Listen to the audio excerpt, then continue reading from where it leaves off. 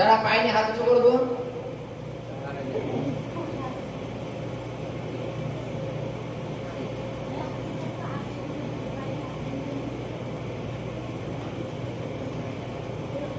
আমরা সকলে প্রার্থনা করি, অথচ ঈশ্বর আমাদের প্রার্থনা শোনে না, তাই তো? তার কারণ কি জানো? আমরা বাক্য শুনি না। আমরা যদি বাক্য শুনি, তিনি আমাদের কথা শুনবেন। হালেলুয়া। আর আমরা যদি বাক্য না শুনি, তিনি আমাদের কথা কি করে শুনবেন? হালেলুয়া। কারণ বাইবেলের বাক্য আমাদের নম্র হতে শিক্ষা দেয়, মৃদু হতে শিক্ষা দেয় এবং সমস্ত মন্দতা থেকে ফিরতে সাহায্য করে। হালেলুয়া। আমি বলছি যাকব 4:13। হালেলুয়া। এখন দেখো, তোমাদের মধ্যে কেউ কেউ বলে, অদ্ভুত কিংবা করল আমরা অমুক নগরে যাইব এবং সেখানে 1 বছর যাপন করিব, বাণিজ্য করিব, লাভ করিব। তোমরা তো কর্ণকারের তত্ত্ব জানো না। তোমাদের জীবন কি প্রকার? তোমরা তো বাষ্প স্বরূপ, যা ক্ষণিকের দৃশ্য থাকে, পরে অন্তর্হিত হয়। উহার পরিবর্তে বরং ইহা বলো, প্রভুর ইচ্ছা হইলে আমরা বাঁচিয়া থাকিব এবং এই কাজটি বা ওই কাজটি করিব। কিন্তু এখন তোমরা আপন আপন তর্কে সিলেখা করিতেছ। এই প্রকার সমস্ত কর্ম মন্দ। বস্তুত যে কেউ সৎকর্ম করিতে জানে অথচ না করে, তাহার পাপ হয়। Hallelujah, hallelujah. বাইবেলে বলছে ক্লিয়ার যে আমরা বিভিন্ন ক্ষেত্রে বলে থাকি যে আমরা কালকে অমুক নগরে যাব, অমুক গ্রামে গিয়ে কর্ম করবো, ব্যবসা করবো, বাণিজ্য করব। এবং আমাদের বিভিন্ন ক্ষেত্রে আমাদের স্বপ্ন, বড় বড় স্বপ্ন থাকে, তাই তো? এটা করবো, এটা করবো। বাইবেলে বলছে তোমরা বাষ্প স্বরূপ, বাষ্প। হালেলুয়া।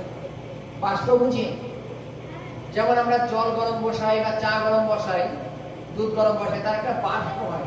সেই বাষ্পটা কতক্ষণ দেখা যায়? ঠিক পাত্রের ঠিক হয়তো 1 বিঘার মতো দেখা যায়, তারপরে দেখা যায় না। বাষ্পটা উঠতে দেখি, তারপরে কোথায় যায় আমরা জানি না, তাই তো? বাইবেলে বলছে যে তোমাদের আয়ু বা তোমরা বাষ্পের মতো। কতক্ষণ আছো তোমরা নিজেরাও জানো না। হালেলুয়া। যার উদাহরণস্বরূপ মনে করো, যারা বিশেষ করে মনে করো ছোটবেলা থেকে মনে করো বিদেশে কাজ করে, বিদেশে মনে করো উদাহরণ, মনে করো দিল্লি, বোম্বে, কেরালা কাজ করে থাকে। তারা প্রথমবার যায়, মোটামুটি ঘুরে আসে, ঘুরে আসার পরে আবার পদক্ষেপ নেয় যে এইবার যখন যাচ্ছি একবারে 5 বছর পরে আসবো, একবারে মোটা কিছু অঙ্ক নিয়ে আসবো, এনে এখানে ব্যবসা চালু করে দেবো, বা এরকম বিভিন্ন পরিকল্পনা রেখে যায়, তাই তো? বাইবেলে বলছে যে এটা আমাদের গর্ব, এটা আমাদের ছেলেকে, আমাদের গর্ব, তাই তো? যে এবার বিদেশে যাব, 5 বছর থেকে আসবো, 5 বছরে 5 লাখ নিয়ে আসবো, এখানে এসে কোনো ব্যবসা করে সেটিং হয়ে যাবো, আর বিদেশে যাব না। এটা আমরা ছেলেকা করি, আমরা গর্ব করি যেটা আমরা করতে পারবো। হালেলুয়া। বাইবেলে কি বলছে? তোমরা বাষ্পের সমান। তোমরা এই 5 বছরের জন্য যাচ্ছ, 5 দিনে তুমি ওখানে না বাঁচতে পারো।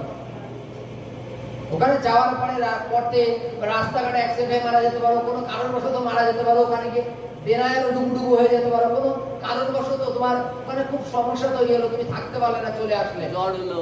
তাহলে এই যে পরিকল্পনা তুমি এখানে করছো, কেন করছো? হালেলুয়া। বাইবেল বলছে কেন করছো এই পরিকল্পনাটা। এখানে বাইবেলে ক্লিয়ার হয়ে বলছেন যে আমরা প্রতিনিয়ত এটা বলি যে কালকে আমরা অমুক নগরে যাব, ওই নগরে গিয়ে কি করবো? ওই নগরে গিয়ে ব্যবসা করব, বড় বাণিজ্য করব এবং সেই টাকা পয়সা নিয়ে এসে বা একটা বাড়ি ঘর বানাবো, বড় একটা ব্যবসা করব, এইগুলো আমরা পরিকল্পনা করে থাকি। বাইবেল বলছে এটা তোমরা গর্ব করছো। বলছে তোমাদের মানে আমরা জগতের মানুষ, আমরা বাষ্পের সমান, খানিকক্ষণের জন্য আছি, তারপরে তো দেখাও যাবে না। বলছে তার থেকে বরং এটা বলো, যদি প্রভুর ইচ্ছা হয় তাহলে আমি আমার জীবনটা সাকসেসফুল করতে পারবো। হালেলুয়া। যদি প্রভুর ইচ্ছা হয় তাহলে এটা আমার জীবনে সাকসেসফুল হতে পারে। যদি প্রভুর ইচ্ছা না হয় তাহলে পারবো না। আমি নিজের থেকে পরিশ্রম করে নিজে খেটে আমি কিছু করতে পারবো না, কিন্তু যদি প্রভুর ইচ্ছা হয় তাহলে আমি এটা করতে পারবো। হালেলুয়া। এখানে কি বলছে যে আমরা কালকের বিষয়ে আমরা কেউ জানি না। জানি কেউ কালকের বিষয়? কালকে কি হবে আমরা কেউ জানি? এখানে যতজন আছি কেউ জানি না। তাহলে বলছে কালকের বিষয় যেটা আমরা আগের থেকে গর্ব করে বলি, এটা আমাদের গর্ব, মানসিক শ্রেগা হয়ে যায়, গর্ব হয়ে যায়। কিন্তু আমাদের প্রতিনিয়ত ঈশ্বর সদা প্রভুতে নির্ভর থাকা উচিত যে তিনি যদি চান তাহলে আমি বিদেশে গিয়ে 5 লাখের জায়গায় তো 10 লাখ নিয়ে আসতে পারি, এবং আমি যতটুকু সেটিং ভেবেছিলাম ঈশ্বর হয়তো তার থেকে আমার জীবনে আরো বেশি সেটিং করতে পারি। হালেলুয়া। করতে পারেন ঈশ্বর। বাইবেলে কি বলছে, লাস্টের লাইনে কি বলছে, যদি কেউ সৎকর্ম করিতে জানে অথচ না করে, তার পক্ষে সেটা পাপ। হালেলুয়া। আমরা পাপ খুঁজে পাই না, তাই তো? সৎকর্মটাও খুঁজে পাই না, তাই তো? কাকে বলে সৎকর্ম আমরা কেউ জানি না। রোজ খাওয়া দাওয়া, ঘুমানো বা এই করা করা, এটাকে আমরা মানে রোজকার জীবন যাপন মনে করি। বাইবেল বলছে যদি কেউ সৎকর্ম করিতে জানে, সৎকর্ম মিনিংস ভালো কাজ, তার মধ্যে দান ধ্যান তো অবশ্যই সব থেকে মেইন পয়েন্ট। বলছে যদি কেউ সৎকর্ম করিতে জানে অথচ করে না, তার পক্ষে সেটা পাপ।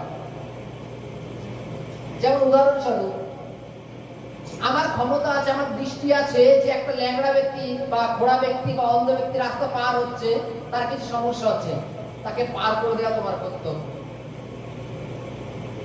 আমি তো চলে যাই, তাহলে যা হয় হবে, এরকম একটা ব্যাপার, তাই তো নাকি?